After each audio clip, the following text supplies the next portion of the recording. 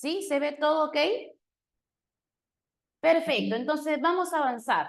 Buenos días con todos, chicos. Primero darle la bienvenida a esta primera semana introductoria de clase, pero que nos va a servir mucho en realidad porque este tema normalmente no se ve dentro de un sílabus, pero sí que viene en examen de admisión.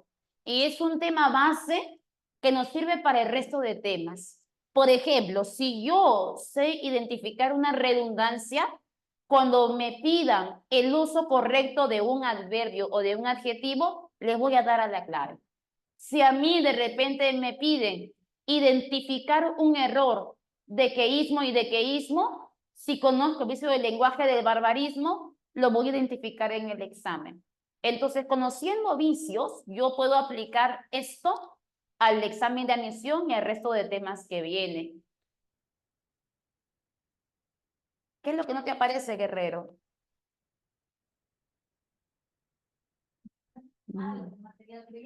Ya, listo. Entonces, vamos a avanzar esto de vicios del lenguaje que te va a servir muchísimo. Sí está, dice en el Drive, ¿no? Ya, entonces, en lo que ustedes van buscando, y la misma lo va también compartiendo por el chat para que lo encuentren más rápido, vamos avanzando un poco de teoría, ¿ya? En el camino voy a ir colocando algunos vicios, los más conocidos, y luego tomaremos algunas preguntas de la práctica para discutir estos errores y dar la clave adecuada. Y luego avanzaremos otro grupo de vicios más. Son un montón, pero hay que revisar por lo menos unos 6 que son los más recurrentes en el examen. Siempre hay una pregunta de vicios, de falta de concordancia, de mala construcción. Entonces, cuando yo escucho la palabra vicio del lenguaje, ¿qué es un vicio? Aquello que se usa de manera constante y habitual en el discurso, en el habla, ¿ok? Pero que no es del todo adecuado usarlo porque va en contra de la normativa del español. El español tiene una normativa, tiene un conjunto de reglas que hay que respetar para la correcta construcción de un enunciado. Hay un orden correcto de la oración, sujeto, verbo, complemento. Y si yo interrumpo ese orden correcto de la oración, ya estoy generando una forma incorrecta, gramatical. Esto es un vicio. Por ejemplo, en la Amazonía peruana suelen mucho alterar el orden de la oración. De la Juana, su amiga, ¿no? La que vive en el pueblo lejano, ha fallecido. Al final desordenan tanto la oración que uno ni sabe quién murió, ¿no? Entonces, esa alteración del orden entorpece el entendimiento de un enunciado. Entonces, hay que cuidar todo eso, porque la RAE dice, todo dialecto, según donde se le use, es adecuado y es respaldado por la RAE porque dicen que todas las lenguas que se hablan en el Perú, todas se consideran idiomas.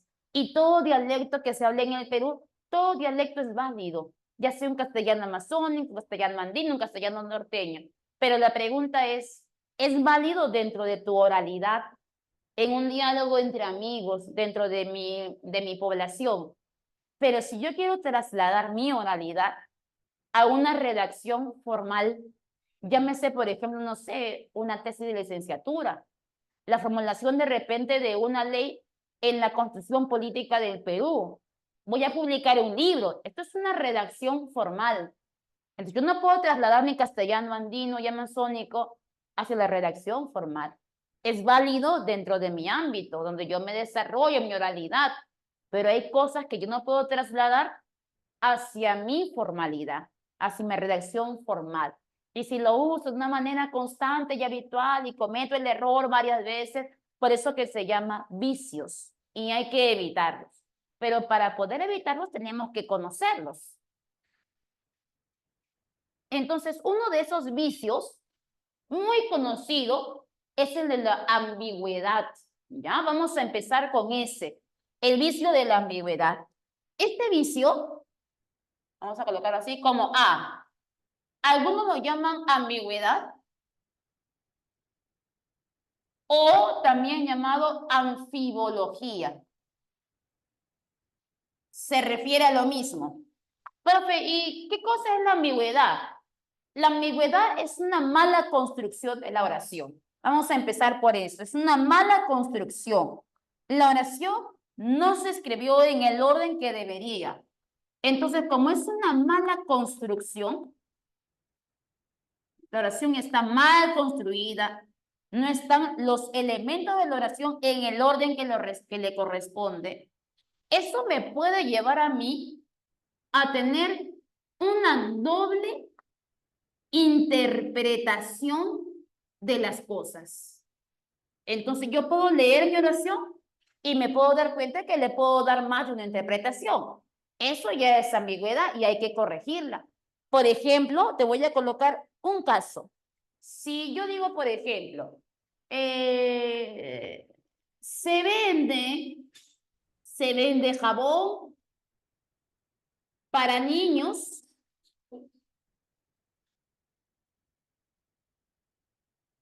No se puede tirar más porque se me sale del pot. Ah, por acá está cruzado.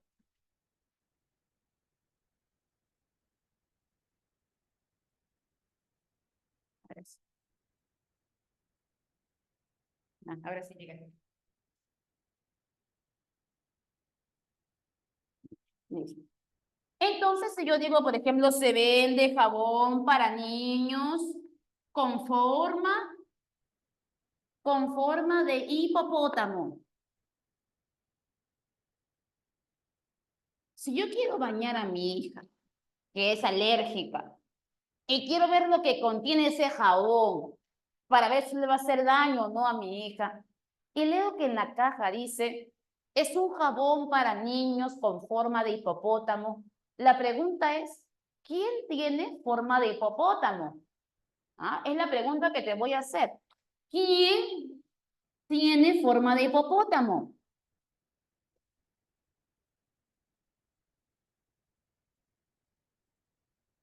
Y tu respuesta va a ser, ¿el jabón o el niño? Porque así como está escrito, profe, pudiera ser cualquiera de las dos. Está mal escrito. Ah, entonces hay que corregir, porque eso se presta para una mala interpretación. Entonces, al momento de corregir esto, ¿cuál sería tu forma adecuada, la correcta? Profe, es un jabón con forma, es un jabón con forma de hipopótamo, hipopótamo para niños, para niños. Entonces, ahí recién tendríamos la forma adecuada, ya corregida, pero la otra se presta para más de una interpretación. O, por ejemplo, la de se vende una mesa para niños de madera, ¿no? ¿Quién es de madera, la mesa o el niño? Se alquilan vestidos de novia de segunda mano. Joven, pero ¿quién es de segunda mano? ¿Quién se ha usado más de una vez? ¿El vestido o la novia? Profe, pueden ser las dos, pero no, pero joven, se presta para una mala interpretación. Ah, entonces, ¿quién se usó más de una vez? No se sabe. Debería decir, se venden o se alquilan vestidos de segunda mano para las novias. Entonces, en todo momento hay que tratar de evitar esa doble interpretación de las cosas, porque eso nos puede llevar a cometer un error o incluso hasta ofender a una persona. O, por ejemplo, se remata hervidor para viejo eléctrico, ¿no? Ah, ya, es un hervidor eléctrico para viejos, o sea, para ancianos, pero no puede ser un viejo eléctrico. Entonces, toda oración que está mal construida, mal ordenada, y esto me va a generar una doble interpretación de las cosas, a eso le vas a llamar ambigüedad. Es un vicio, hay que evitarlo, ¿ya? Es muy recurrente. A veces, sin darnos cuenta, usamos mucha ambigüedad, sin darnos cuenta, porque lo usamos mucho en el habla diaria. El otro recurso, el otro vicio, vendría a ser la redundancia. ¿Sí o no? De ese sí has escuchado. Es bien como una redundancia. A ver, vamos a ver. Seguimos. En el caso de la redundancia,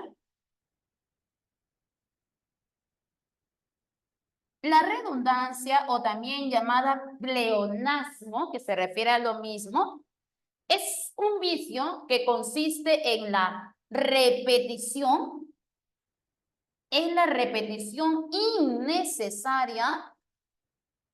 innecesaria de un concepto, ¿ya? De un significado.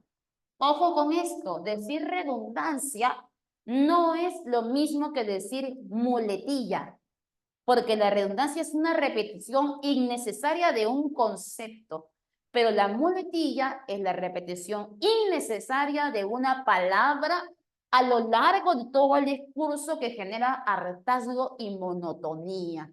Por ejemplo, lo de sube para arriba, muy bien, espejo, eso sería una redundancia. Repetición de conceptos, ¿no? De significados que ya están implícitos. Por ejemplo, yo puedo decir, tengo la suerte de que mi padre sea, ¿no? Es un funcionario público. Tengo la suerte de que mi padre sea un funcionario público. Ya, pero ¿por qué le llamas funcionario? Se le llama funcionario a toda persona que trabaja para el Estado. Entonces, si digo funcionario, ya está implícito que es público, que trabaja para el Estado. Decir público ya sería redundante e innecesario repetir ese concepto. Es como si dijera mi padre trabaja para el Estado, del Estado, no. Simplemente funcionario. Eso de público es redundante. Profe, estaba tan molesto que cuando vi la nota de mi simulacro no me gustó, profe. Yo caminé a casa, de regreso a casa con el puño cerrado. Pero si está haciendo puño joven, se supone que está cerrado. O cuando digo gemelos idénticos, todos los gemelos son iguales. Subir para arriba, bajar para abajo, entrar para adentro, salir para afuera. Todo eso para ti es redundancia. Es una repetición innecesaria. También, por ejemplo, hay redundancia cuando uno repite de manera innecesaria los superlativos. Por ejemplo, cuando yo digo esto, este libro es, es muy, es muy costoso. Ah, ok, está muy bien decir muy costoso. ¿Por qué? Porque el término costoso es un adjetivo y al agregarle muy, que es un adverbio, ese adverbio lo que va a hacer es intensificarlo para indicar su grado máximo a lo que usted le da el nombre de el grado superlativo de un adjetivo. Entonces, una cosa es que el libro sea costoso y otra cosa es que sea muy costoso. Si yo no quiero colocar muy, tu segunda opción es decir que el libro es costosísimo y le podemos agregar ísimo. Y al agregarle este morfema derivativo, ese derivativo ya está indicando el grado superlativo. Entonces, decir costosísimo ya se entiende como muy costoso. Y si yo hago esto, este libro es muy costosísimo, habría cometido una redundancia. ¿Para qué colocar el muy? Es innecesario, porque ya le coloqué el ísimo. Es como colocar muy costoso, muy costoso. Es redundante. Así también se debe evitar la repetición innecesaria de los posesivos. Esa ya ha sido de pregunta de admisión. Por ejemplo, cuando decimos su libro de mi hermana, su libro de mi hermana. Ah, ya, pero tú has usado aquí la preposición de. Y la preposición de ya está marcando la pertenencia. Cuando yo dije que era de mi hermana es porque le pertenece a ella. Ya marqué la idea de pertenencia. ¿Para qué colocar otra vez el su? ¿Para qué reforzar la idea de pertenencia si ya la coloqué aquí con la preposición de? Entonces, este de también se hace innecesario. Y en vez de decir su, es mejor solo decir el libro de mi hermana y evitar colocar doble posesivo o doble superlativo, porque eso también es redundante. Estoy repitiendo conceptos, ¿no? Doble pertenencia, doble posesión, doble característica, es la repetición de conceptos. Pero cuando yo hablo de una muletilla, coloquemos así como C, una muletilla, esta se considera una repetición que genera monotonía, genera hartazgo. Y es la repetición no de un concepto, sino es la repetición de una palabra. Y eso genera hartazgo, genera monotonía en el discurso. Todos tenemos muletillas. El que diga que no, está mintiendo. Todos tenemos una. Por ejemplo, los profes solemos usar muchas muletillas, pero con una finalidad. Y esa finalidad es llamar la atención de nuestros receptores con esa intención. Y de repente, por tener esa finalidad, cometemos ese vicio del lenguaje. Pero tenemos un fin. El fin justifica los medios. Llamar su atención, que no se duerman, que sean participativos y activos. Por ejemplo, yo podría decir, ¿qué dice Miss? No se ve claramente, dice. Así como hacer un poquito de eso.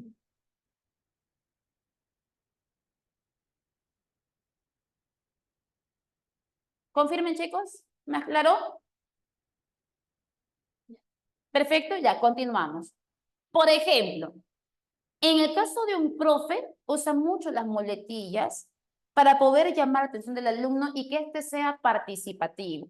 Te doy un ejemplo. Un profe de matemáticas quiere que participes. No tiene forma de comprobar si usted está atento a la clase o no y si está comprendiendo. Entonces dirá, sí o no, chico, porque aquí aplicamos la fórmula que te enseñé ayer. Sí o no, y usted, sí, sí. Y aquí multiplico por b y divido entre 2, sí o no, sí, sí. Y elevas al cuadrado, sí o no, y usted, sí, sí. Y acá multiplico por 1 y aquí también abajo, para que no afecte, sí o no, sí. Y al final x es igual a 2, sí o no. Y usted, sí. Que pregunta, sí o no, sí o no, sí o no, sí o no, sí o no. Varias veces, ¿no? ¿Para qué? Para llamar la atención del receptor. Pero eso genera hartazgo. ¿Se imaginan usted una clase que dure 4 horas, no sé, de geometría, de aritmética, y que el profe esté sí o no, sí o no, sí o no, sí o no, sí o no, y el alumno ¡pum!, se queda dormido? Porque todo lo que genera monotonía genera hartazgo. ¿Ah? ¿Es cierto o no es cierto? Claro, genera hartazgo. Es como tu flaca, friega, friega, friega, tóxica, tóxica, tóxica, problema, problema, problema. ¿Qué haces tú? ¿Te aburres y la dejas? ¿Por qué? Porque ella es la muletilla de tu vida. Entonces, profe, mejor la cambio por otra que moleste menos, ¿no? Entonces, todo lo que es repetitivo, ¿qué hace? Cansa. Como, igual es el lenguaje, como las personas, todo cansa. Hay que evitar eso.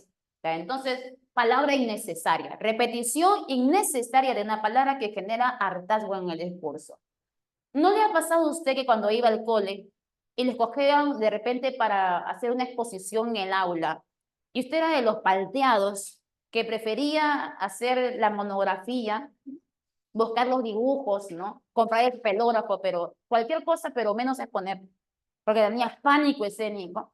Y usted decía, sí la voy a hacer. Practicás todo una noche antes en tu casa. La voy a hacer linda este día. Llegó a la exposición, te presionaba, sí lo va a hacer. Y cuando te volteabas y veías todo el público, pánico escénico, te faltan las palabras, no te acuerdas nada, y con qué completas con el este. Yo, y mis compañeros, Hoy trataremos sobre un tema, ni tu tema te acuerdas, sobre la célula, para empezar, presentaremos a los integrantes, mi amigo, Juan, ni su apellido se acuerda. Entonces, la MIR los manda a sentar, ¿no? Porque se va a estar todo el día con tu ¿Cuál es el tema principal? ¿A qué conclusión has llegado? ¿Es cierto? Entonces, genera hartazgo. Los pitucos también usan eso. Oye, flaca, eres guapa, ¿dónde vives, ah? Aquí en San Juan de Lurigancho. Ah, San Juan de Lurigancho, o sea, Maña, ¿no? Ese barrio que sale en la tele, o sea, ¿qué barrio? Ah? Bayóvar. Ah, Bayóvar, o sea, donde están los malitos de Bayóvar, o sea, donde la vida no vale nada, o sea, y para ellos es todo, genera hartazgo, ¿sí o no? Y eso se le llama muletilla, ¿ya? Entonces, le voy a llamar muletilla a la repetición de una palabra que genera monotonía en el discurso. Y sobre todo lo hacemos simplemente por hábito o a veces por nerviosismo también, ¿no? Por ejemplo, usted se quiere declarar a una mujer. Yo, este, María, ¿qué quiere, Juan? Quería decirte, algo importante. ¿Qué cosa es? Apúrate, yo no tengo tiempo, estoy en arqueología. Quería decirte si tú, ¿no? Y yo, habla hoy, ¿qué quieres? Tengo que dar simulacro más tarde, no tengo todo el tiempo. Es que María, yo quería saber si tú y yo, podríamos, de repente, mira, ¿qué quieres? Decir que sea tu enamorada, ni te gastes, ¿ah? La respuesta es no. Estoy enfocada en mi ingreso. ¿No? La aburriste tanto que te deja terminar tu discurso, porque está con tu ya le generó hartazgo, ya. Entonces, esa es la muletilla. Hay que evitarla. Siguiente error, a ver. Hablemos ahora del barbarismo.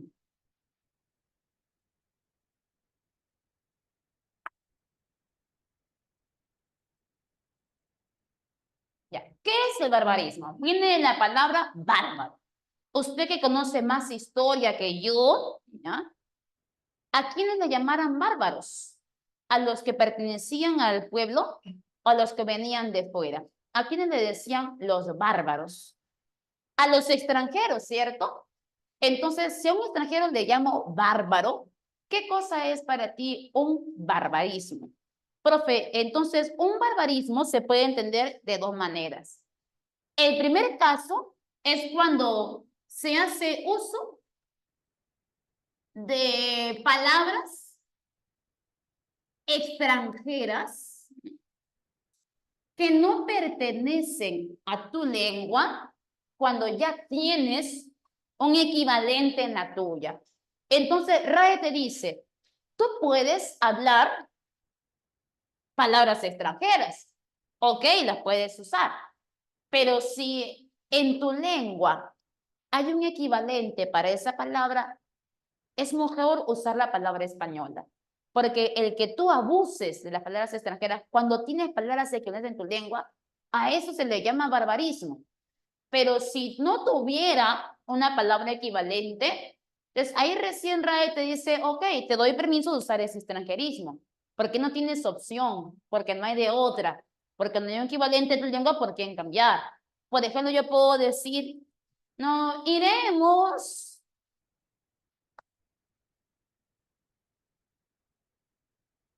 con mi best friends al show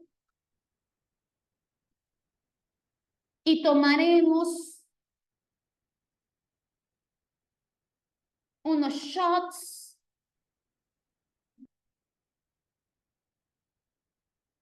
y comeremos hot dogs. No nos llames. Nosotras te llamamos. ¿Ok? Y en tu texto, de 10 palabras que usas, 5 están en inglés. Entonces, eso es barbarismo. Hay que evitarlo, ¿no? Por ejemplo, en vez de decir best friend, ¿para qué usar best friend si solo puedes decir mejor amiga? O sea, hay un equivalente en tu lengua. Si no lo hubiera, bueno, pero hay un equivalente. ¿Para qué decir best friends? Iremos al show, pero en tu lengua existe la palabra evento. Y nos tomaremos unos shots. ¿Y por qué mejor no dices tragos? ¿No? Y comeremos hot dogs, pero mujer, ¿por qué no lo llamas salchicha?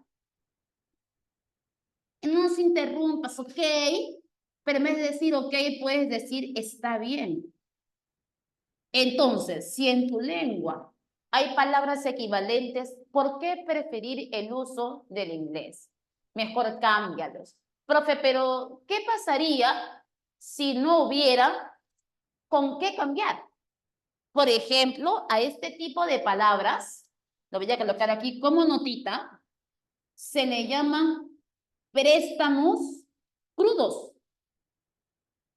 Y también se ve esto en el tema de tildación. Por ejemplo, palabras como el término ballet, como el término, por ejemplo, jazz, como el término pizza. Entonces, esas palabras que son estereocarismos crudos, préstamos crudos, ¿qué pasa con estas palabritas? Cuando yo digo ballet y me refiero a este tipo de música, la pregunta es, ¿por qué palabra de tu lengua puedes cambiar el término ballet? Cuando dices pizza, ¿por qué palabra de tu lengua puedes cambiar el término pizza? No, profe, es que en mi contexto, en mi realidad, no hay una palabra equivalente a pizza. Entonces, como no hay con quién canjear, entonces Red te dice, ok, úsalos, te doy licencia. Pero si hubiera con quién canjear en tu lengua, es preferible que uses el español antes de una palabra extranjera, a no ser que no tengas otra opción y que el préstamo sea crudo. Profe, pero ¿cómo sé yo que es una palabra extranjera? Porque todo extranjerismo se debe escribir en letras cursivas. Eso es la diferencia del resto de la oración. El que una palabra aparezca en cursiva, eso me indica a mí que es una palabra extranjera y que estoy cometiendo barbarismo. Así es. A ver, ¿y cuando dicen, por ejemplo, vamos a jatear? Ah, ya, pero ese jatear ya no es extranjero, sino que es una palabra que pertenece a un lenguaje subestándar, es una jerga, no sé. Un affair también, ¿no? No tuviste un affair, fuiste infiel, tuviste un amante, ¿no? O sea, hay una palabra equivalente para eso. Pero si no lo hubiera, ahí está tu good time, ¿no? ¿Para qué decir good time si puedo decir tu buen momento, tu buen tiempo, tu tiempo feliz, ¿no? Entonces, hay un equivalente. Si hay equivalente en lengua, ¿para qué usarlo? Preferible no usarlo, a no ser que no tengas otra opción. Profe, ¿y también se usa por modismo? También lo usan por modismo, ¿no? Pero la pregunta ¿es adecuado en la redacción formal? O sea, ¿podría usar esto, por ejemplo, para tesis de licenciatura? Para, por ejemplo, no sé, promulgar una ley, no, porque no es dialecto formal, es un vicio, ¿no? Es un vicio en la redacción. Pero ojo, barbarismo se considera al uso de vocablos extranjeros dentro de un contexto castellano. Pero también se llama barbarismo, ojo, a las malas construcciones,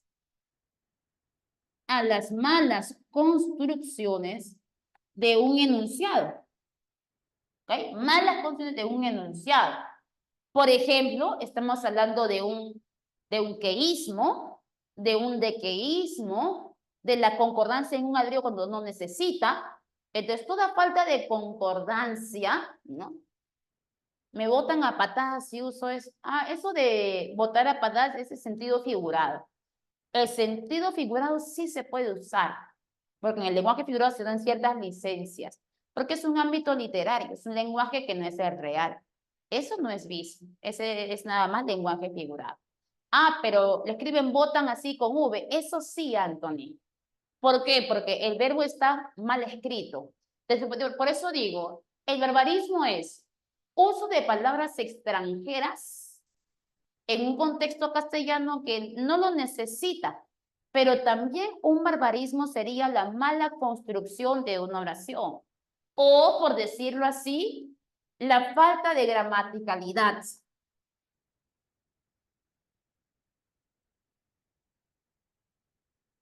¿No? O sea, la oración está mal escrita, el verbo está mal usado, ¿no? La falta de concordancia, todos los errores que atenten contra la mala construcción de una oración también se va a llamar barbarismo. Por ejemplo, como el caso que dio el compañero, cuando digo, por ejemplo, me botan a patadas, si no ingreso esta vez, profe, me botan a patadas de mi casa.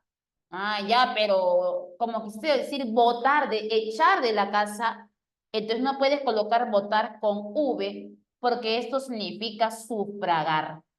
Entonces, en vez de decir botan, debiste decir me botan a patadas. O el uso más común es el caso del dequeísmo. Cuando digo, por ejemplo, yo estoy, estoy seguro que ingresaré. Estoy seguro que ingresaré. Ya, pero lo correcto no es colocar qué. Lo correcto es colocar de qué. Porque yo no estoy seguro eso, sino que estoy seguro de eso. Será correcto decir estoy seguro de qué, pero no puedo colocar qué. Entonces, el error que he cometido aquí se llamará el error de queísmo. Colocar el qué en un contexto que no le pertenece. A eso también se le llama barbarismo. O, por ejemplo, conjugar mal los verbos de tipo impersonales. Si yo digo, por ejemplo, habían problemas en la ciudad. Habían, mira tu verbo, habían problemas. Como aquí dice problemas y está en plural, el estudiante piensa que problemas es el sujeto. Ah, si el sujeto está en plural, el verbo también debe estar en plural. Pero haber no es un verbo personal. Haber es un verbo de tipo impersonal. Y los verbos de tipo impersonales no tienen sujeto. Por ende, ellos solo se deben conjugar en tercera persona y en el número singular. Es por eso que en vez de decir habían, simplemente voy a decir había problemas. No voy a poder colocar hubieron problemas, sino simplemente hubo y no hubieron, porque el verbo impersonal nunca se conjuga en plural. Ah, dice ballets. Aquí, pero ballet con doble L. Ballet, jazz y pizza. ¿Ya? Entonces, cuando te pidan barbarismo, dos conceptos. Usar extranjerismos de manera desmedida y que entorpece el español, o también puede ser la mala construcción de un enunciado, la falta de concordancia gramatical, la falta de gramaticalidad, o sea, un enunciado mal construido por donde se le vea. A eso también se le llama barbarismo. ¿Ya? El queísmo, el dequeísmo, conjugar mal el verbo, darle a un adverbio género, número cuando no lo necesita. Usted sabe que un adverbio es una palabra invariable y que no requiere ni de género ni de número. Si yo digo, es una mujer medio celosa, bien, pero no puedo decir que es una mujer media celosa, porque si medio es adverbio, no tiene por qué llevar el género. son mujeres medio celosas, mal. Simplemente son mujeres medio celosas, porque el adverbio siempre va a ser invariable y nunca va a presentar ni género ni número. El que tú le coloques accidentes gramaticales es una falta en la concordancia gramatical. Y a eso también se le llama una clase de barbarismo, ¿ya? Y por último, vamos a ver una más por aquí. Vamos a hablar un poco acerca de dedo enano. La llamada imprecisión léxica. Y vamos a pasar a resolver algunas preguntas de la práctica dirigida. ¿Qué cosa es la imprecisión léxica? Esta consiste en se usa palabras que se llaman palabras comodines o las llamadas palabras baúl. ¿No? Estas palabras son palabras muy generales, ¿ya?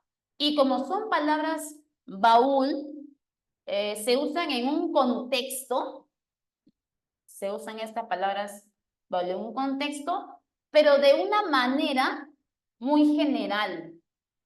Y usted no necesita eso. Usted lo que requiere es una especificación del contexto.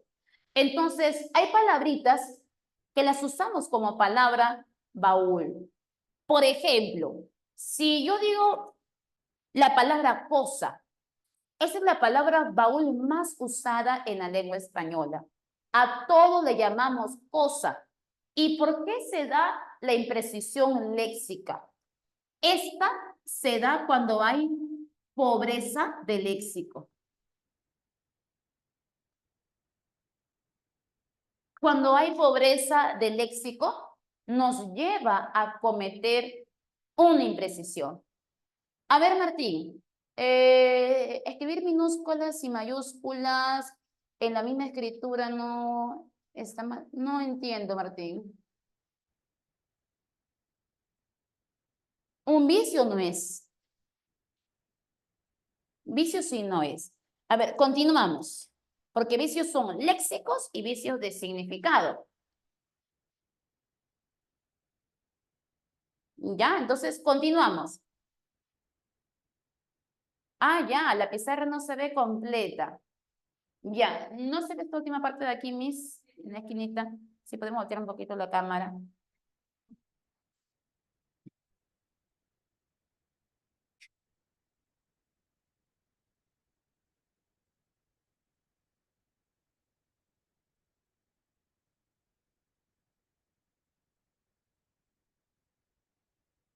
Gracias. ¿Lo siguen viendo borroso, chicos?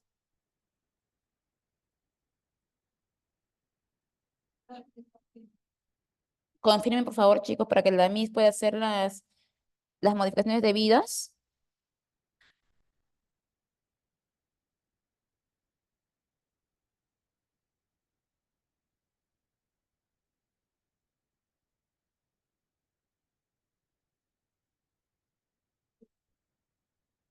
Sí, perfecto. Ya, ahora sí. Regresamos entonces. Cuando hablamos acerca de la imprecisión léxica, consiste en usar palabras baúl.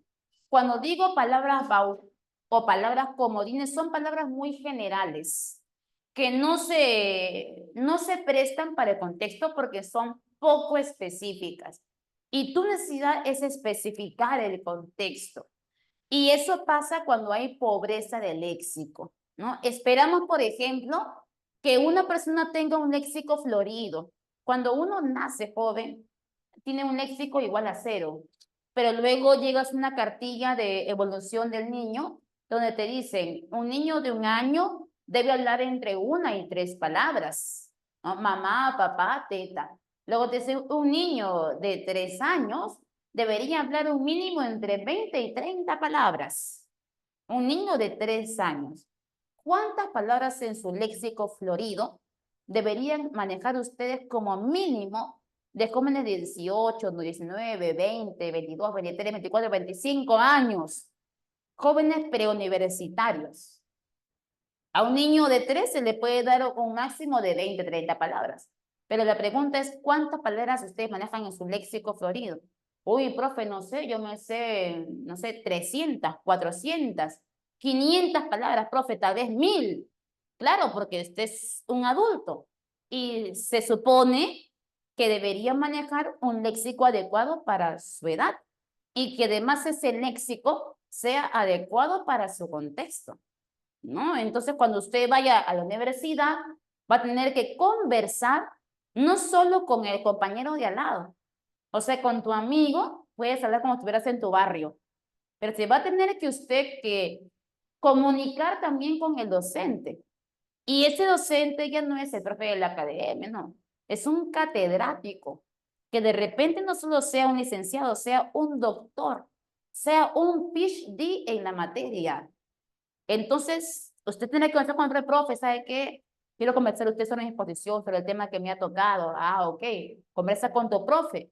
Ese profe de repente, no sé, es lingüista, ¿no? O ha seguido cursos de redacción. Entonces, el profe saca su léxico florido, y usted dirá, ¿qué está hablando el profe? ¿No? Usted se quiere lucir también sacando sus sinónimos y antónimos, pero, joven, ¿qué pasa? Se le va la palabra. ¿Les ha pasado que ustedes quieren soltar una palabrita, un término, y luego dice, uy, ¿cuál era esa palabra? Yo me la sabía, ¿cuál era? La tengo en la punta de la lengua. ¿Cuál era? ¿Cuál era? Y la palabra nunca llega. ¿Por qué? Porque hay pobreza del léxico. Porque no has ensayado en nutrir tu léxico. ¿Dónde lo vas a hacer? En lenguaje, lo vas a hacer en RB. La profe de RB es la más capacitada para nutrir tu léxico. ¿Dónde nutres? En las lecturas. Cuando haces comprensión lectora, los textos sobre qué hablan, sobre ciencias sobre biología, sobre la lingüística generativa, sobre filosofía, y aprendemos un poquito de todo. Entonces, usted está capacitado para saber un poquito acerca de todo. Tiene más de 15 cursos. Entonces, usted maneja más de 15 materias. Es un joven con mucho conocimiento, con mucha cultura general. Entonces, espera que cuando usted converse con un profesional, su léxico también esté a la altura, porque es un joven próximo a ingresar a San Marcos y tu léxico también te tiene que representar como tal.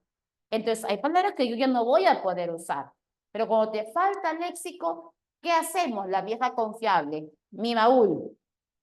Saco mi palabra baúl que me va a servir para todos los contextos.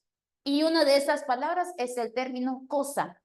A todo le llamamos cosa.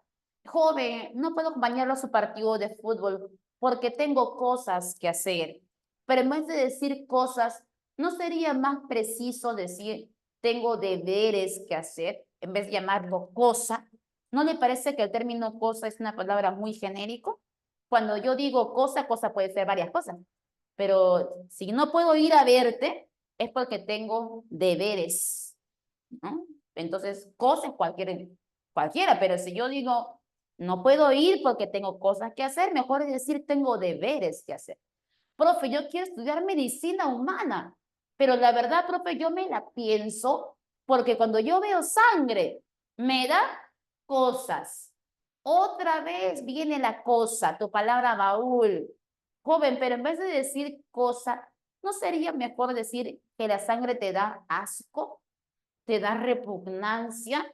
Profe, ayer fui a ver una película con mi novia, ay, profe, y vi la película y me dio cosas, cosas.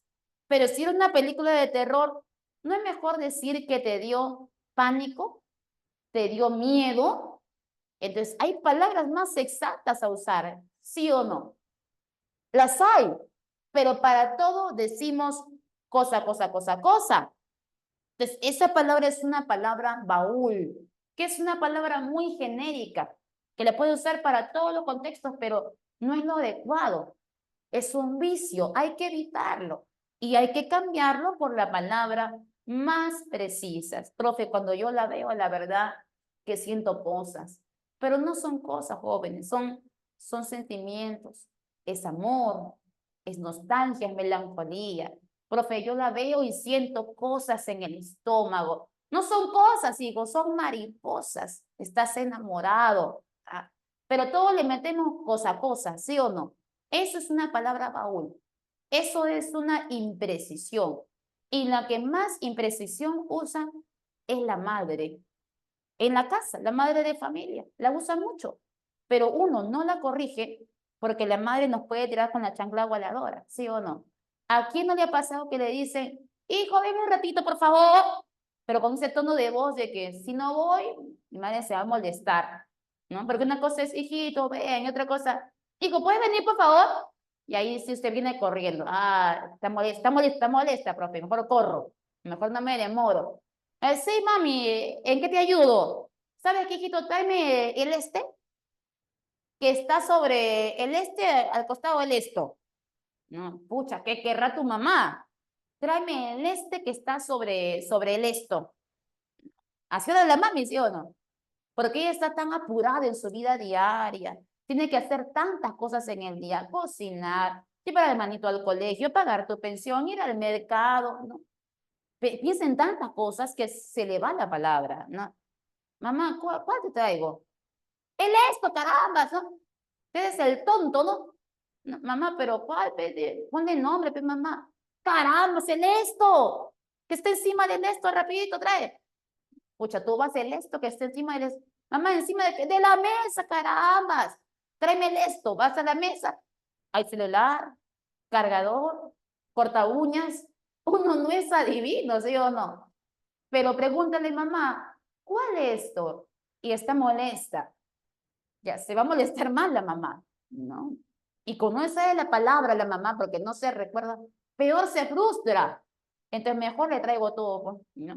Pero si dice el esto que está encima del esto, ¿a qué se referirá? O sea, el esto puede ser muchas cosas, mejor hay que precisar. Pero dile a tu mami, mami, ¿cómo que el esto que está encima del esto, mamá? Precisión léxica. No cometas vicio de lenguaje. O sea, la mamá te va a tirar un lapazo. De ahí no vas a pasar. Si te animas a corregirla y ese día está de buen humor, entonces la madre se estará, ah, hijito, discúlpame. No me acordaba que estudiabas en Bones y que en Bones te exigen más. Discúlpame, hijito, para la próxima voy a hablar mejor. Gracias por letrarme, ¿no? Pero también puede ser que la mami esté molesta, ¿no? Está con la mamá en otro lado y que tú la corrijas y se va a molestar. Entonces, el esto que está encima del esto, la cosa, ¿no? Ese cosa, esto, imprecisión. También los verbos se prestan para eso. Por ejemplo, trabajemos con el verbo hacer. Para todo usamos el verbo hacer, pero el verbo hacer es muy genérico. Hay que canjearlo por otro que sea más preciso para el contexto. A ver, yo te doy la palabrita acompañar al verbo hacer y usted con sus grandes conocimientos me ayuda a canjearla por una palabra más precisa para el contexto, ¿ya? El verbo hacer sería la palabra baúl. Ya, esta es la palabra baúl, la palabra genérica. Tú cámbiala por la más precisa. Profe, voy a hacer una tesis. Pero en vez de decir tesis, hacer tesis, las tesis no se hacen. Profe, las tesis se redactan. Profe, voy a redactar una tesis. Ah, profe, eso está mejor, porque eso de hacer tesis, hacer es un verbo muy general. Te toca ver. Profe, tengo un tío que trabaja en audiovisuales y él va a hacer una película, pero en vez de decir hacer película, ¿qué verbo podrías colocar más preciso para el contexto? Ah, va a producir, va a filmar. Muy bien, mi tío va a hacer la película, la va a producir. Profe, mi mami me quiere tanto que me ha dicho el día que yo me gradúe de mi carrera, ¿no? Ella me va a hacer un terno hermoso a la medida para mi graduación. Hacer un terno. Pero en vez de decir hacer, ¿qué puedes colocar? Profe, voy a confeccionar. Claro, eso es más preciso. Profe, voy a confeccionar un terno. Profe, le puedo hacer. una pregunta, pero las preguntas no se hacen, las preguntas se formulan. Profe, ¿le puedo formular una pregunta? Igual, por ejemplo, pasa con el verbo poner. Para todo usamos el verbo poner. Profe, no puedo conectarme a su clase porque tengo que hacer un trámite en el banco. Joven, ¿qué va a hacer, profe? Voy a poner mi dinero en el banco a plazo fijo. Voy a poner el dinero, pero en vez de decir poner, mejor, ¿por qué no decir depositar? Profe, un ratito, ya vengo. Voy a poner mantequilla a mi pan y vuelvo para su clase. Poner mantequilla. Pero ¿no sería mejor decir untar? Entonces siempre habrá una palabra más precisa para el contexto. Profe, se acaba de crear una ley. Crear. Pero ¿no sería mejor decir promulgar? Entonces, estas palabras genéricas, baúles, lo que te van a causar es una imprecisión, porque al ser tan genéricas, yo puedo entender que la palabra cosa, el término esto, el verbo hacer, se puede aplicar para muchos contextos, y lo que el hablante requiere es precisar el contexto. Y si yo encuentro el verbo hacer, poner, haber, cosa, esto. Entonces, para mí eso sería imprecisión léxica. Hay que evitarla. Hay que evitar usar esas palabras baúles, comodines, genéricas, y cambiarlas siempre por una que sea más precisa. ¿Ya? Entonces, hasta ahí. ¿Nos hemos comprendido, chicos?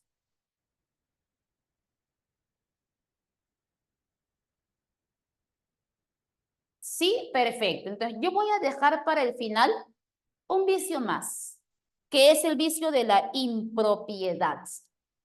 Y esto lo resuelvo todavía para el final. Pero podemos responder algunas preguntas de la práctica dirigida ya, sobre todo las que hemos avanzado. Ambigüedad, redundancia, barbarismo. Por ejemplo, te voy a pedir que resuelvas conmigo la pregunta número 2,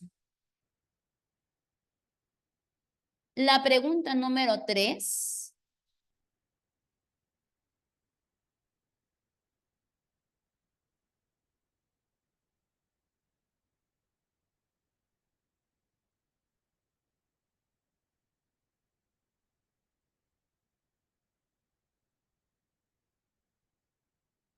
la pregunta número 4.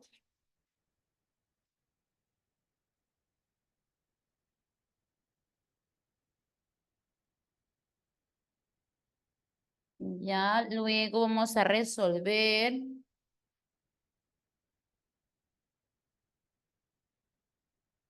la pregunta número 8 también.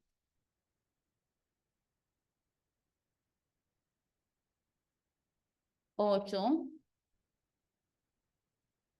La pregunta 9 también la podemos hacer. La pregunta 13. Y la pregunta 14 y 15. Ya, te voy a repetir las preguntas que vamos a resolver. Repito.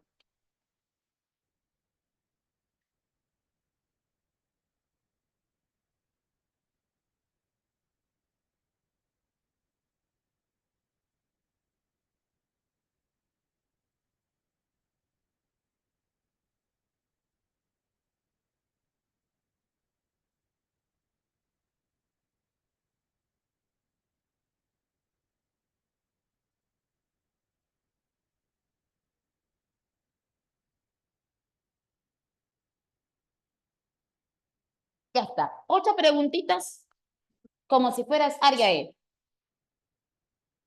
A ver, sí, sí, no te preocupes, Cristel. La tutora sube todas las clases, las graba y las sube al Drive. Eso es cierto, tal cual como lo dice Marlon. Si de repente usted no se pudo conectar tempranito, se perdió una clase, esta clase la van a subir en el Drive. Claro, todavía no aparece porque la misa está full, pues para aquí y para allá. Cuando termine la clase de hoy, no sé, ¿a qué hora acabas? 4, 4:30, según cómo acabe tu día. Supongo que acabas 4:30, entonces la Miss ya se pone las pilas porque tiene que transformar todavía el archivo, no es así de fácil, como pesa bastante porque es toda una clase de 2 horas, hay que transformar el archivo para subirlo al Drive y esto toma su tiempo. Entonces, si imagínense que demora cargar un archivo, una grabación de una clase de 2 horas, se imaginan grabar 3, 4, 5 cursos, entonces eso va a tomar su tiempito, ¿no? Y la Miss a la vez también está la asistencia, el quiz, o sea, está con varias cositas a la vez. Entonces, lo más probable es que usted tenga todas las clases ya para el final del día. Y antes, cuando ya esté al final del día, plan de 5 o 6, me imagino que yo ya debe estar todas las clases en el Drive, ahí las puedes ver. A ver, Giraldina, ¿no tienen la práctica?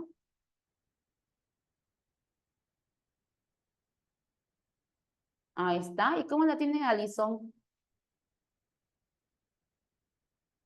Sí, vamos a descargar la práctica que Alison acaba de compartir.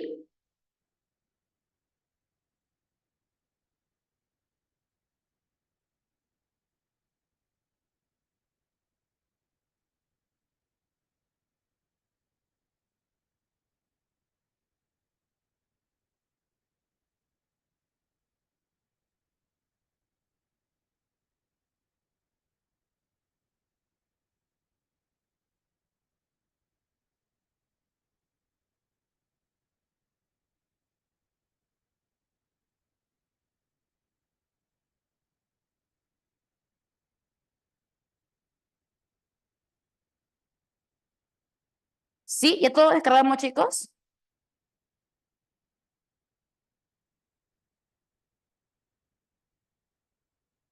Ahí está. Marlon está en todas. También está en el Drive, carpeta lenguaje semana A.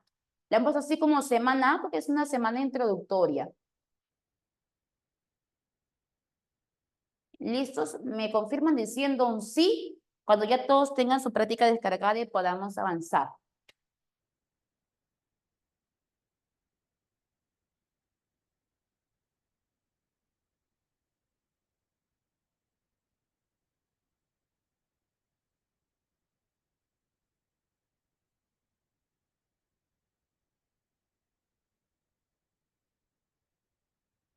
¿Me confirman, chicos, con su sí?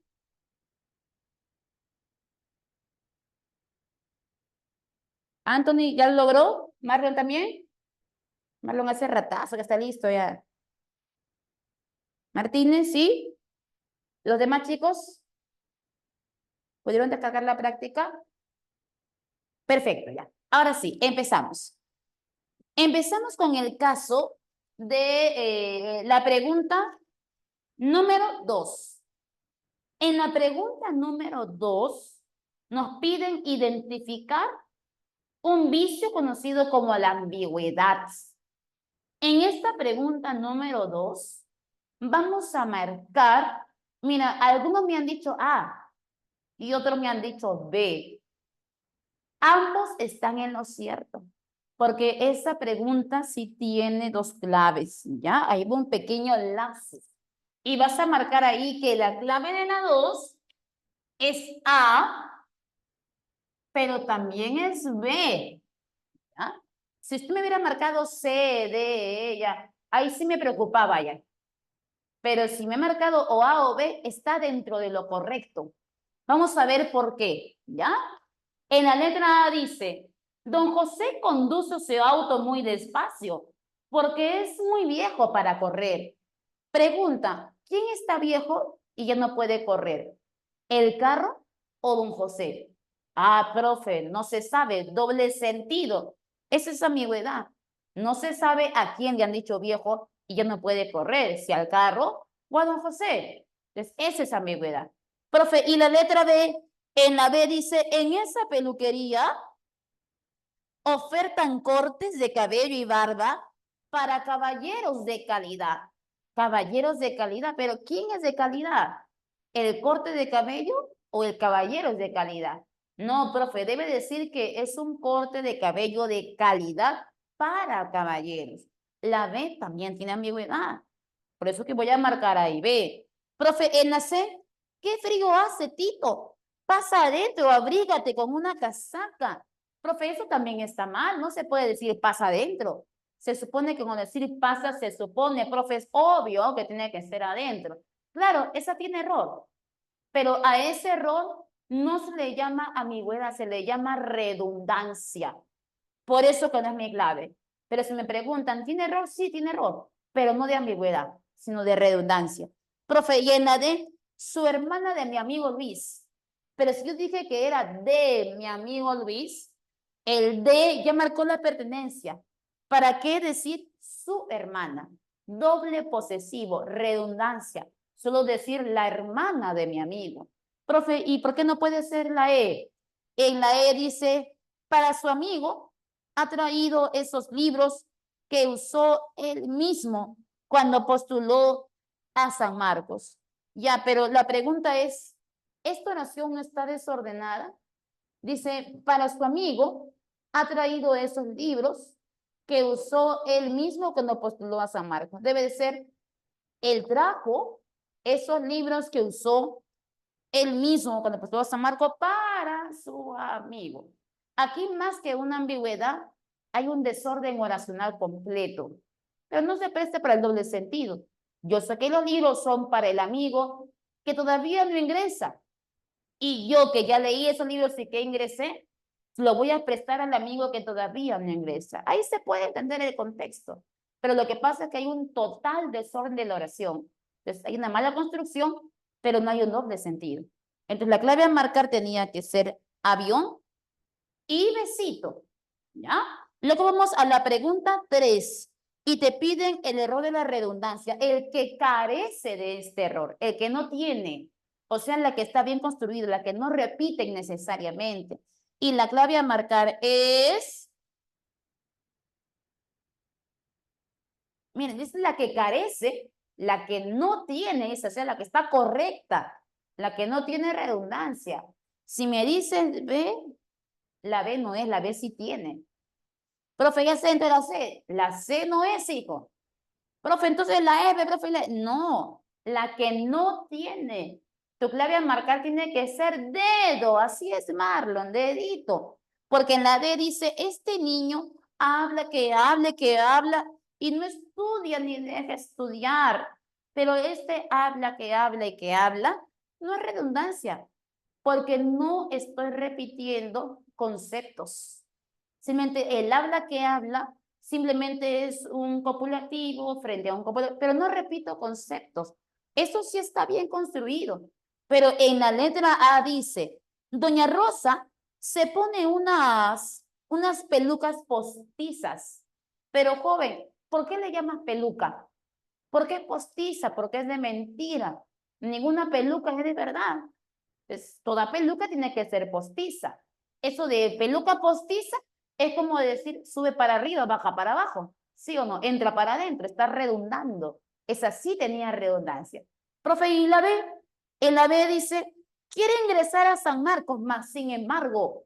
Pero mira esa redundancia, más sin embargo. Ambos son conectores adversativos.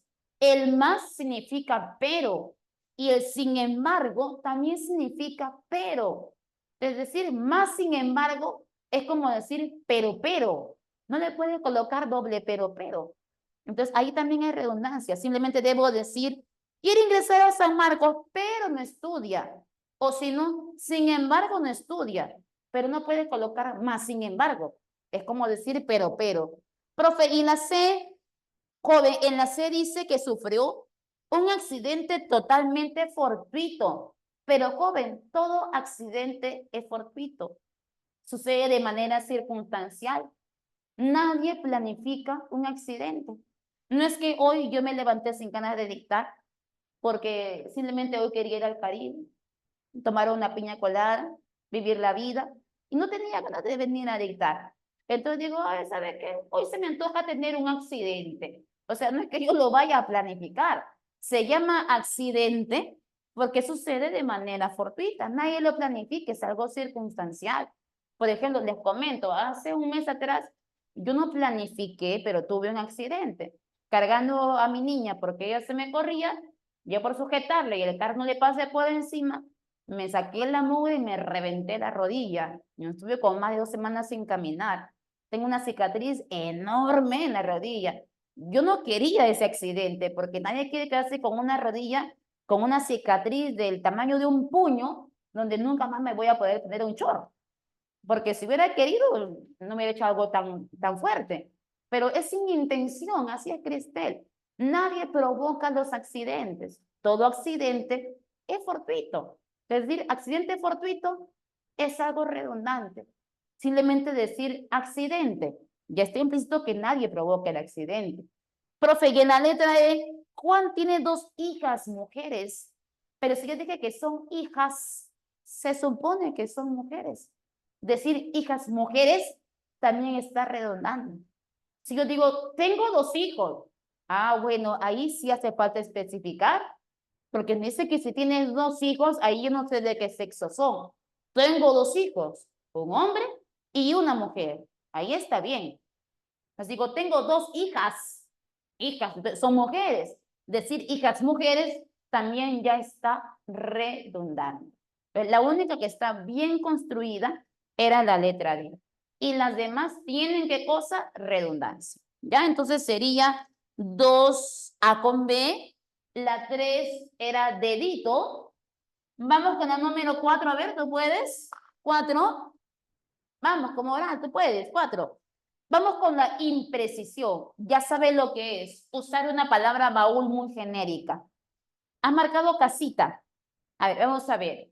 Ante la lesión de la armadora titular, la suplantó quien ocupa ese puesto en la sub-17. ¿Cuál era la clave?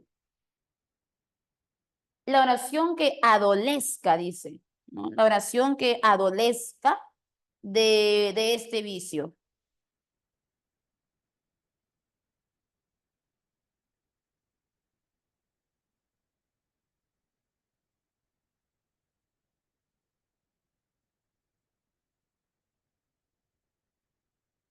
¿Qué significa adolecer, hijo? Que tiene un defecto, o sea, que ha cometido error. Y la pregunta es, ¿dónde encontramos un error, ¿no? De falta de precisión? Profe, puede ser la D, puede ser la B. A ver, vamos a ver. En la D dice, ella ostenta con mucha dignidad el título de secretaria general de la ONU. Eso está bien.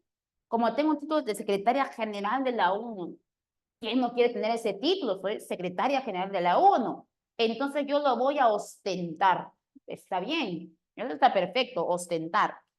Profe, la E, a ver. Raskolnikov se vio atormentado por horrorosas visiones en medio de sus pesadillas. Claro, como es una pesadilla, por eso que está atormentado. Si fuera un buen sueño, no hubiera estado la palabra atormentar.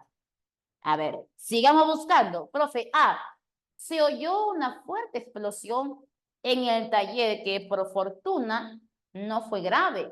¿Ya?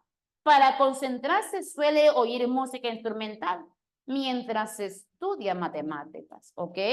Y en la se dice, ante la lesión de la armadora titular, la suplantó quien ocupa ese puesto en la sub-17. Pregunta, cuando yo digo suplantar, esa palabra suplantar, ¿para qué se usa, joven? ¿Con una connotación positiva o una connotación negativa? Cuando uno va al examen de admisión y te dicen afuera, ¿no? Métanle juicio por suplantador. ¿Qué es suplantar? Suplantar significa reemplazar a una persona, pero de una manera ilícita para conseguir algo a cambio, ¿sí o no? Entonces, la suplantación no es positiva, es una connotación negativa. Pero aquí dice que la armadora titular tuvo una lesión. Entonces, por eso no puede jugar un partido para la sub-17. Y como está lesionada, la van a suplantar. Pero la van a suplantar, O sea, la persona que la va a reemplazar va a cometer un delito. ¿Sería ideal colocar suplantar? O mejor decir, la va a reemplazar. Será un reemplazo, claro, porque hablamos de un ámbito deportivo, no hablamos de delitos. Entonces, si yo te quiero suplantar en el examen, lo podría hacer, ¿ah? Voy a tu examen y te hago lenguaje un 7 de 7 y ganas tu vacante, pero estaría cometiendo un delito. Entonces, suplantar es una palabra que no usaría. Suplantar es para varias cosas, pero menos para el contexto deportivo. El deporte no es un delito. Mejor, en vez de decir suplantar, mejor decir la voy a reemplazar. Entonces, para 4 había que marcar casita. Vamos con la pregunta número 8.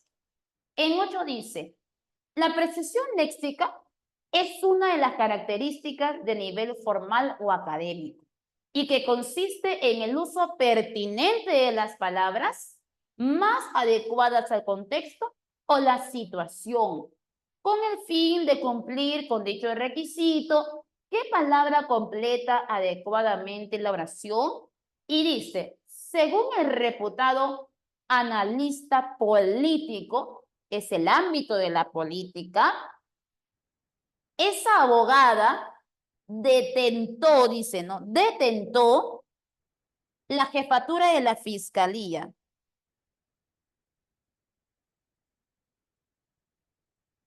Gracias a las artimañas políticas semejantes a las usadas para copar el Tribunal Constitucional. Y dicen que la palabra detentar es la palabra más correcta para usar. Profe, ¿qué significa detentar? Mira, aquí en el DRAE hay una definición de detentar y quiero que escuches lo que dice. Dice, verbo transitivo que significa retener y ejercer ilegítimamente algún poder o cargo público. Se dice de una persona que retiene lo que manifiestamente no le pertenece. Ah, esto se ve mucho en la política, ¿sí o no? Personas que asumen un cargo que no les pertenece, que no están capacitados para eso, pero tienen ese cargo. ¿Sí o no? Usted va a estar capacitado. Usted va a ser un gran sanmarquino. Postulará de repente a ciencias políticas o a derecho y será un gran sanmarquino de las facultades sociales, capacitadísimo para ser un congresista o hasta un presidente. Profesor sociólogo, puede ser congresista, tienes todo el perfil para hacerlo y eres un gran sanmarquino. Pero ¿a quién encontramos asumiendo cargos de congresistas con sueldos que te superan al sueldo de un profesional?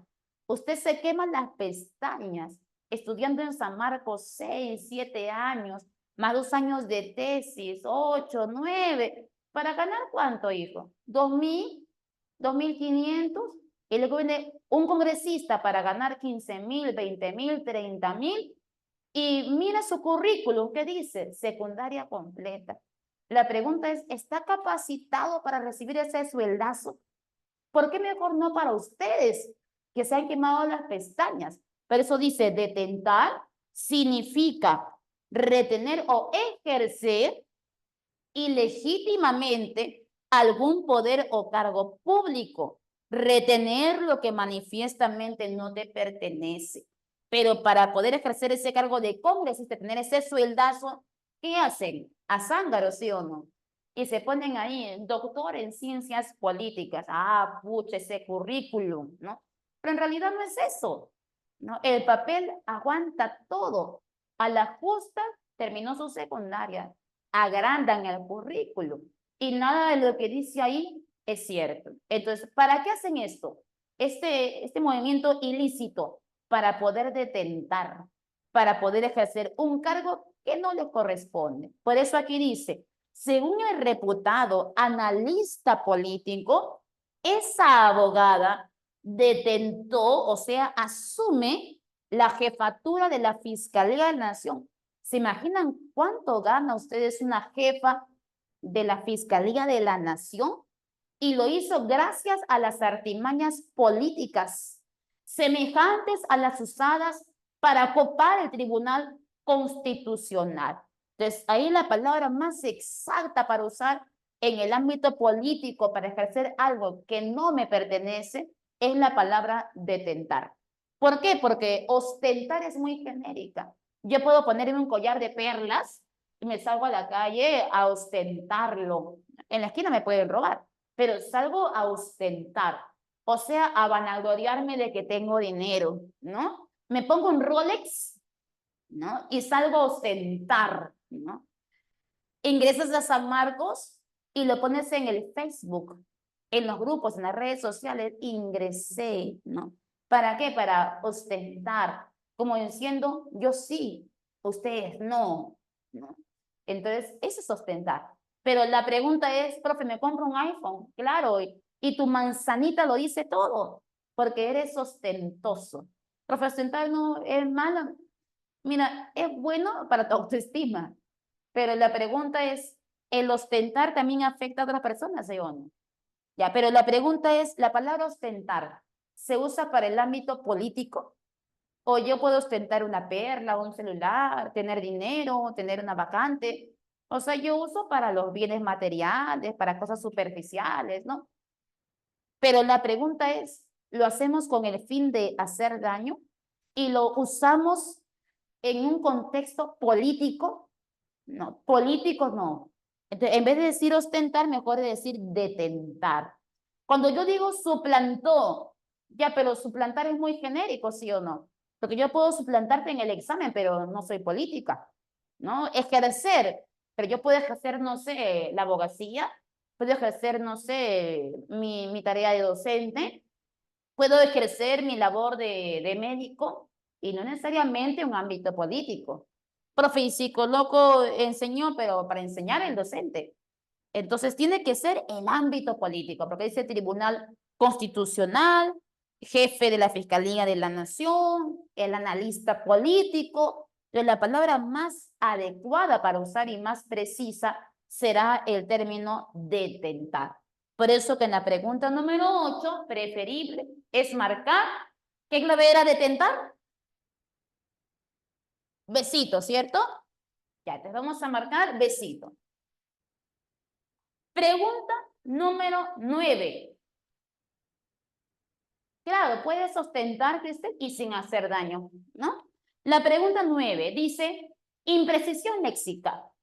¿En qué oración se presenta un término que sea impreciso? Y en esta clave vamos a marcar la letra C. ¿Ya? Vamos a marcar la letra C. Pero yo te voy a pedir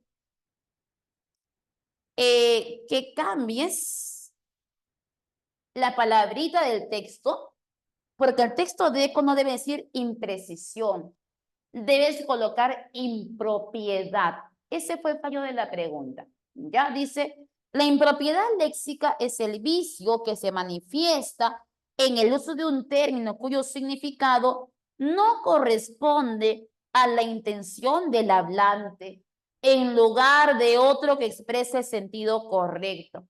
A eso no se le llama imprecisión, a eso se le llama impropiedad. Así que voy a hacer el cambio en la pregunta. ¿Ya? Ese es el único error que vamos a ver en el textito, pero clave sí hay. Entonces, en donde dice imprecisión, tacha imprecisión y colócale impropiedad. Profe, ¿qué es eso? ¿Qué cosa es la impropiedad? A ver, te lo coloco por aquí. Es F.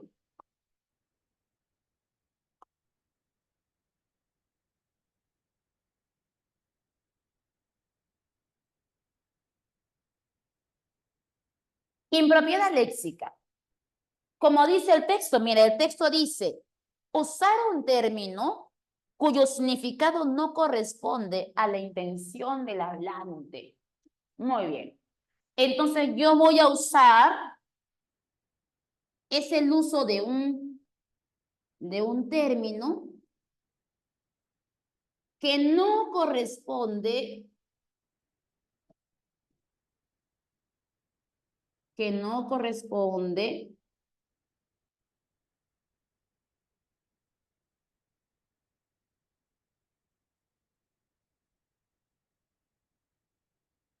al contexto, a la intención del hablante. Te voy a colocar ejemplos para podernos entender. ¿Puedo borrar esta primera columna, Miss? Sí, ¿ustedes tomaron capturita, chicos?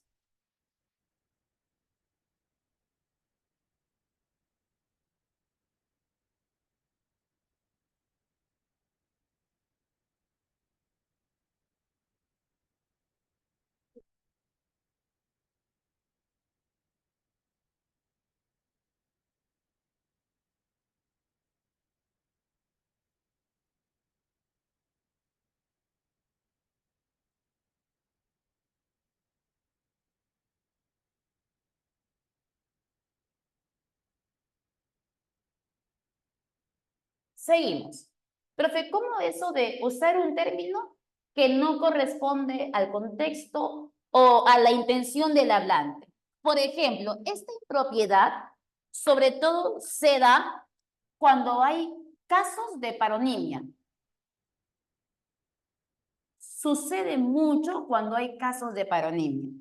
¿Qué cosa es la paronimia? La paronimia es un par de palabras que se parecen mucho. No son iguales, ojo, son parecidos.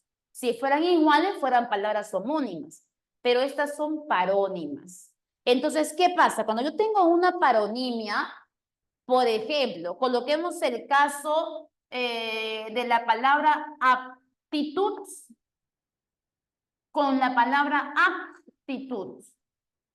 ¿Se parecen o no se parecen? Claro, no son iguales, son parecidas. Una se escribe con P y la otra se escribe con la letra C. Entonces, como se parece, ¿qué pasa? El hablante, como se parecen, las confunde y a veces usa una palabra en un contexto que no le pertenece, que no era la intención del hablante. Por ejemplo, usted llega a la fiesta emocionado a saludar a su amigo que acaba de ingresar a San Marcos. Tu amigo es el nuevo cachimbo sanmarquino, cómputo general. Y usted llega emocionado, ¿no? Amigo, ¿qué tal? Tremenda fiestaza de cachimbo la que tienes. Te felicito, amigo. Eres lo mejor de todo el mundo. Tú vas con toda tu emoción y él te dice, gracias, ¿no? O sea, usted espera un abrazo, gracias, amigo. Tú confiaste en mí y por eso que yo confié también en mí mismo y di todo de mí. Gracias por tu amistad, por tu apoyo. Eso esperas. Tú vas a dar todos tus sentimientos, todo tu volcanada de amor para que él te diga, gracias. Entonces, eso te va a dañar a ti emocionalmente, porque es tu mejor amigo. Oye, ¿cómo que gracias? Entonces, ¿sabes qué? Mejor me voy, ¿ya? No me gusta,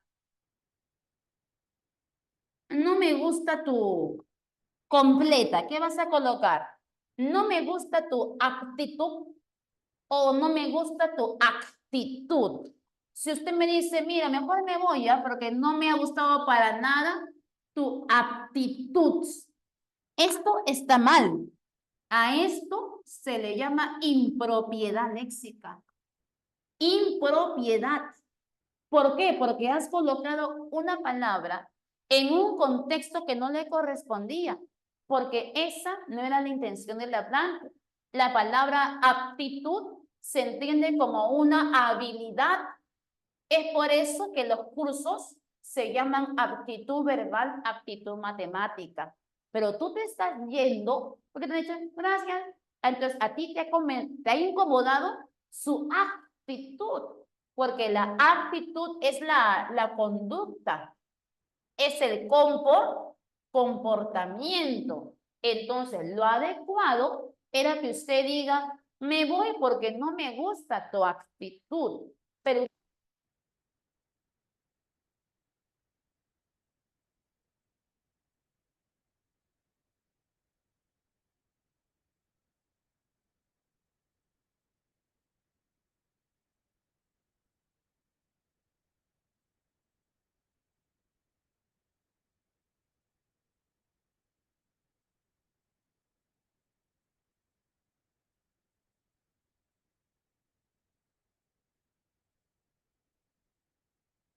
Profesora,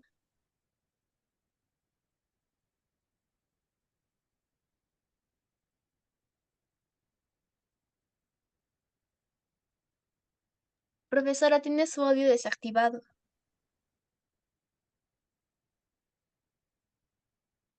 ¿Ahí? ¿Me confirmas? Ahora sí se escucha. Sí, perfecto.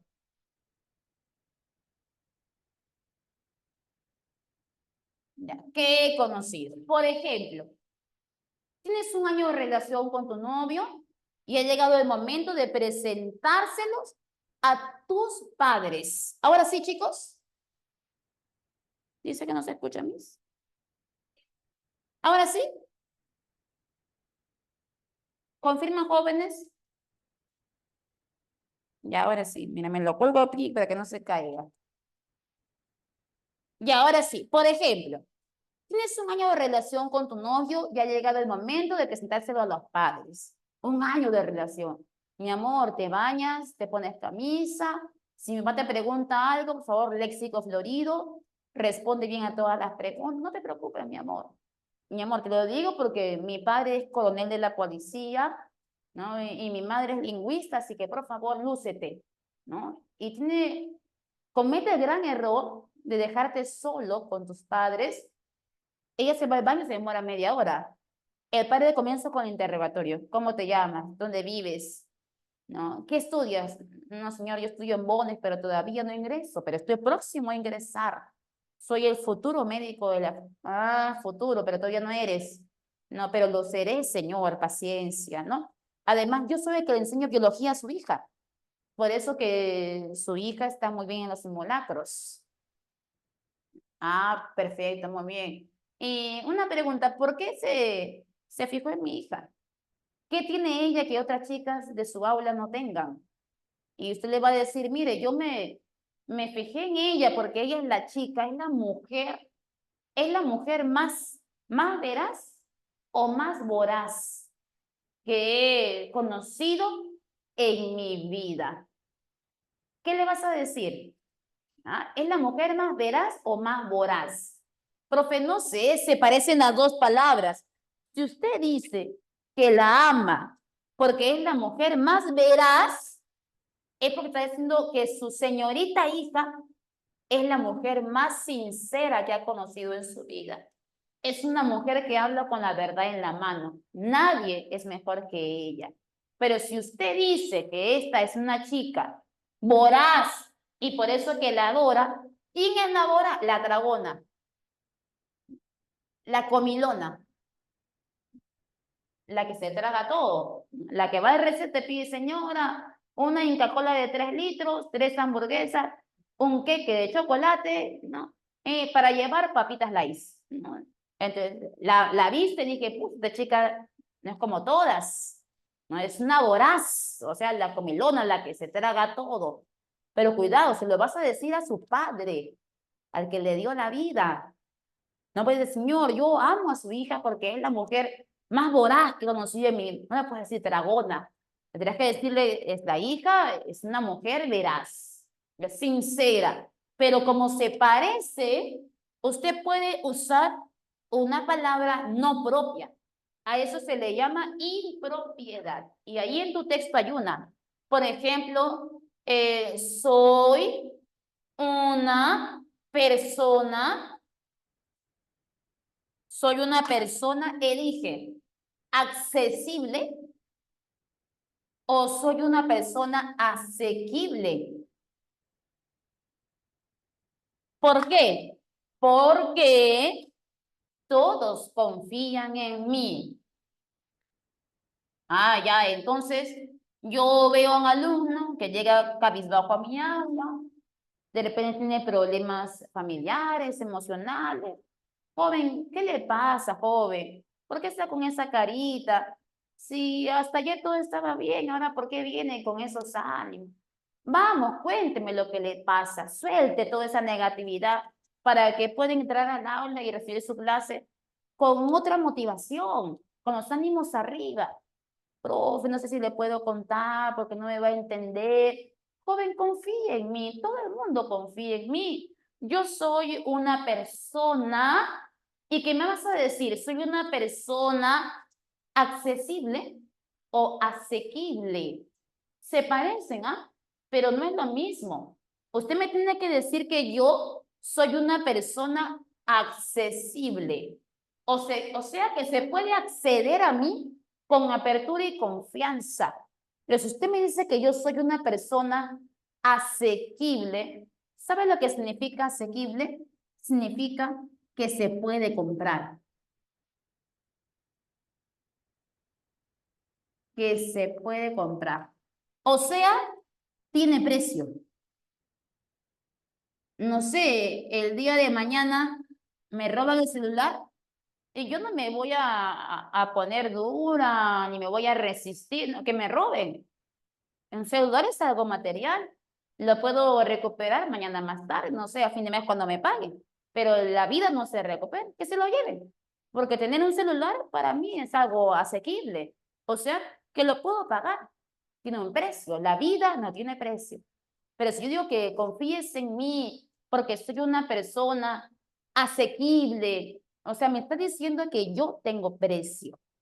Entonces, hasta el día de hoy tengo trabajo, pero el día que no tenga, pues tendré que ponerle precio a mi vida. Mientras tanto, no puedes comprar personas, puedes comprar cosas, pero no puedes comprar personas. Entonces, no está bien decir asequible, tiene que ser accesible. Es como si fueran sinónimos, como si lo fueran, pero lo diferencias según el contexto. Pero ¿cuál es la diferencia, Marlon, entre un sinónimo y un parónimo? Que el sinónimo significa lo mismo.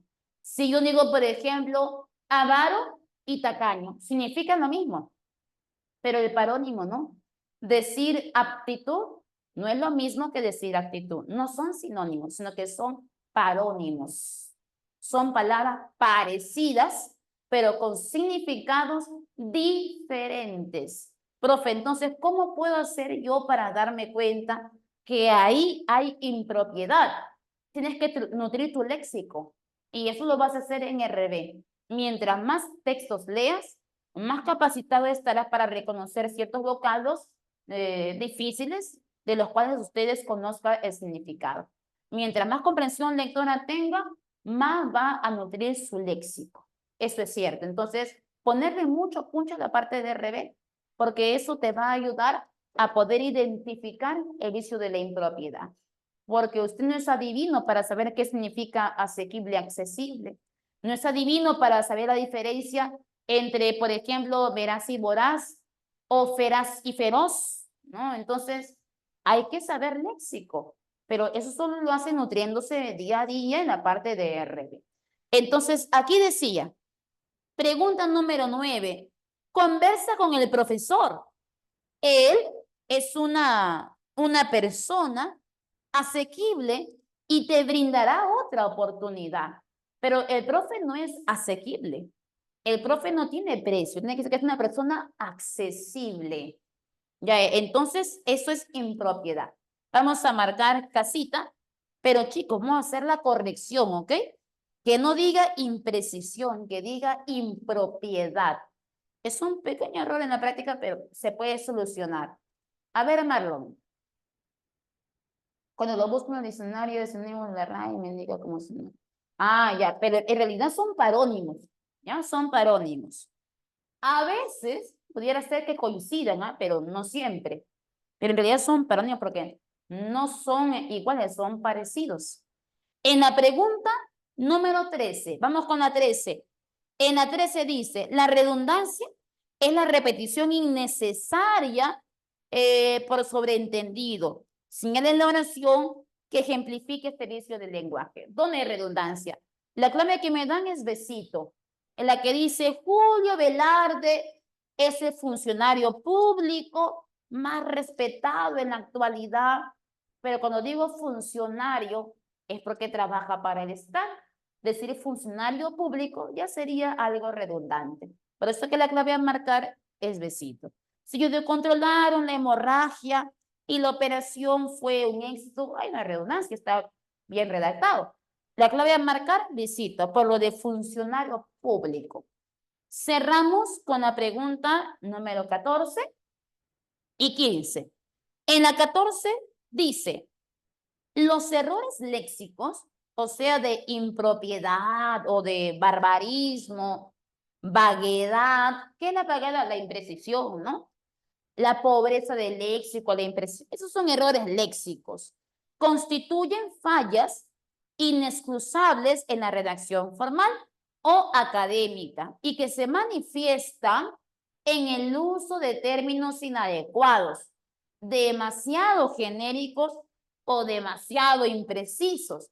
Según lo señalado, ¿qué oración carece de error léxico? O sea, la que está bien escrita, la que está bien redactada, la que no tiene error. Clave que nos da Besito, la que dice, sus numerosas acreencias lo convertirán en un hombre riquísimo cuando las cobre. En vez de decir, por ejemplo, riqueza, bienes, plata, decimos acreencia para referirnos a la riqueza de una persona. Acreencia. Es una palabra exacta, muy precisa. Porque si yo digo, yo tengo plata, ¿esa plata qué cosa es? ¿Plata de dinero o plata de metal? No se sabe, ambigüedad. Pero si a creencias, se refiere a las riquezas. Eso está bien construido. Pero en la letra A dice, a lo mejor ya mataron a los rehenes surcoreanos, capturados por el talibán. Pero jóvenes, si son rehenes, la pregunta es, ¿estará bien usar la palabra capturado? Yo puedo capturar a un delincuente. Capturo a personas que cometen delitos. Para que puedan resarcir el daño, tienen que ir a la cárcel y pagar una pena. Por eso los voy a capturar, porque son personas negativas para la ciudad que han cometido un delito. Pero la pregunta es, ¿todos los rehenes son delincuentes? ¿Todos los rehenes han cometido un delito? Y en el caso de los judíos, que tomaban como rehenes a las mujeres y a los niños y los metían en cámaras de gas, la pregunta es, ¿esos niños que tenían otra religión habían cometido un delito? Entonces, la palabra más adecuada no es capturar para un rehén, porque captura a una persona que tiene culpa, que ha cometido delito. Pero como dice que son rehenes, entonces voy a decir no capturar. Podría usar, no sé, la palabra tal vez secuestrar. Claro, cuando yo secuestro, no secuestro a una persona que ha cometido el delito, es una persona inocente. Pero capturar es para una persona que cometió una falla. Entonces, eso está mal redactado. En la C dice, nada más esperaba que su espera. Esperar la espera. Decir esperar la espera no es como decir baja abajo, sube arriba, entra adentro. ¿No sería esa la redundancia, la de esperar la espera? En la letra D, no quise empujarla a retroceder. Le pido sinceras disculpas, señorita, ¿no? En el bus, por ejemplo, ¿no? Retrocede, señorita, disculpe, no la quise chancar, por favor. Mis sinceras disculpas. Pero, joven, decir sincera disculpa también no es redundante. Cuando uno no da una disculpa, ¿no tiene que ser sincera? ¿O usted da una disculpa hipócrita? No, sí o no. Cuando tú disculpas es de manera sincera. Mejor no nos disculpamos y vamos a mentir. Se supone que si me disculpo, tiene que ser algo de corazón. Porque yo reconocí mi error, sé que fallé y pido disculpas. Simplemente lo siento. No quise ofenderte. Las disculpas del caso. Decir disculpa sincera también es redundante. O en la letra E que dice, oyó la clase, pero ¿qué cosa más va a hacer si no es oír? Las clases han sido creadas para ser oídas. Eso de oyó la clase también sería redundante. Entonces la clave a marcar tenía que ser Besito, la que está correctamente escrita. Y en la pregunta número 15 nos dice, el solecismo es el vicio lingüístico consistente en el error que se comete contra las normas de la sintaxis de una lengua. En el español se manifiesta cuando aparece queísmo, dequeísmo, discordancia, etcétera. Señala la oración que carece de este tipo de error. O sea, que un solecismo es como una clase de barbarismo. Son malas construcciones, falta de gramaticalidad, falta de concordancia. Ese es el solecismo. Y hay que encontrar quién es la oración que carece de este tipo de error, o sea, la que no lo tiene. la que está bien construida, la que es gramatical. Y la clave que nos dan es dedito, la que dice, esa toalla cuélgala de un gancho para que seque adecuadamente y no huela mal. Está bien redactado. Pero si vemos la letra A, en la A dice, tras la reunión, hubieron algunas personas. Pero mira ese verbo, hijo. Hubieron. Ah, ya, pero hubieron, profe, es un verbo de tipo impersonal. Y los verbos impersonales no se conjugan en plural, solo en tercera persona en singular. Entonces, en vez de decir hubieron, tengo que decir hubo nada más. Y decir, en este caso, tras la reunión, hubo algunas personas. En vez de hubieron, hubo. En vez de habían, solo había. En vez de han, solo a. Sin terminar en N, porque los verbos que su flexivo, su amalgama, termine en N, está indicando que el verbo es personal y que tiene un sujeto que lo acompaña que está en plural. Por ejemplo, comen, duermen, leen, postulan, tienen ellos el sujeto en plural.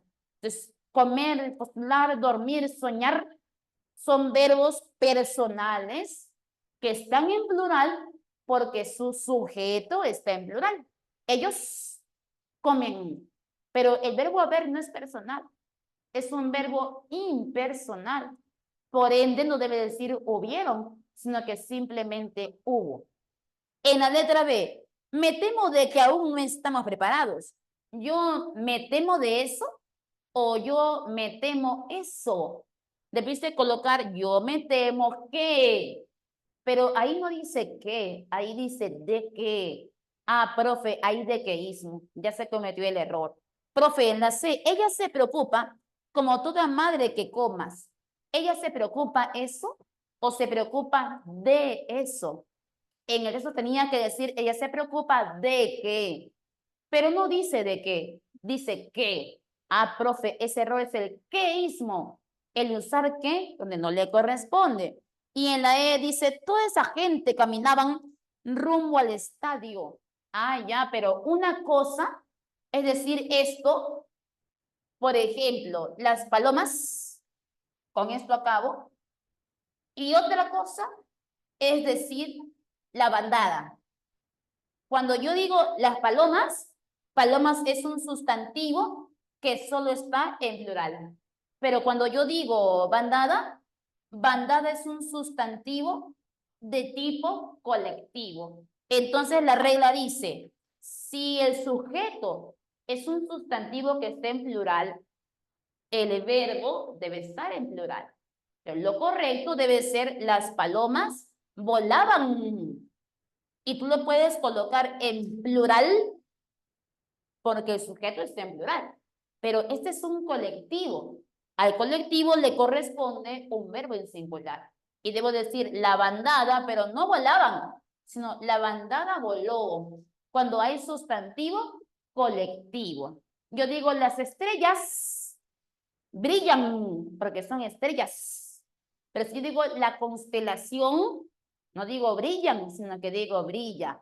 Entonces ahí en la E decía, toda esa gente, pero gente es colectivo, es conjunto de personas. Les debí decir, toda esa gente caminaba, no caminaban. El que termine en N y el verbo esté en plural es un error. A eso se le llama solecismo o una clase de barbarismo, por decirlo así. Y la clave correcta, sin errores, era el caso de la letra D. Listo, chicos. El tiempo nos ha ganado. Nos quedaremos aquí, pero te dejo las claves de las preguntas salteaditas que nos quedaron sin responder. Pero está la teoría en pizarra, así que te puedes guiar. Estas son, para la pregunta número 1, avión.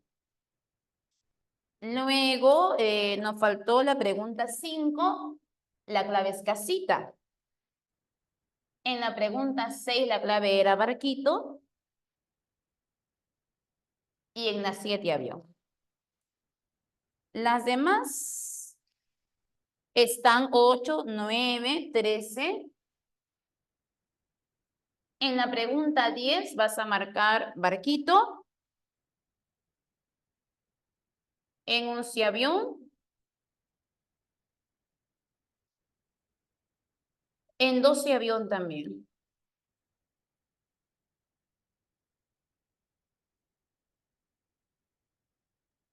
Ya hicimos 13, hicimos 14, hicimos 15. La 15 la acabo de hacer ahorita, la clave era dedo. Y señalé el error en cada clave también. Listo, chicos, hasta la próxima clase.